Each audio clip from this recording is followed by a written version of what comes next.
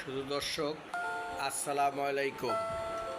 প্রশ্ন উত্তর চ্যানেলে আজকে আপনাদেরকে একটা বন্যার ফুটেজ দেখাবো।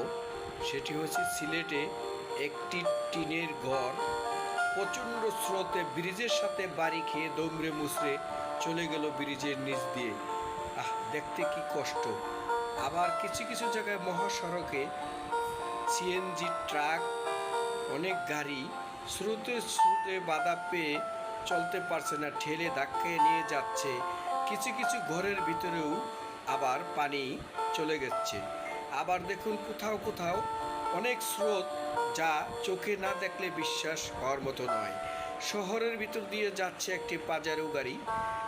পাজারো গাড়িটি পানির স্রোত, নামছে পানি। কিছু কিছু জায়গায় গড়ে হাঁটু পানি থাকলেও সেখানে ছেলে পেলে এবং মানুষ নিয়ে কষ্ট। ত্রাণ দিচ্ছে নৌকায় করে। হাঁটু পানি, গলা পানি, মাজা পানিতে চলে যাচ্ছে মানুষ।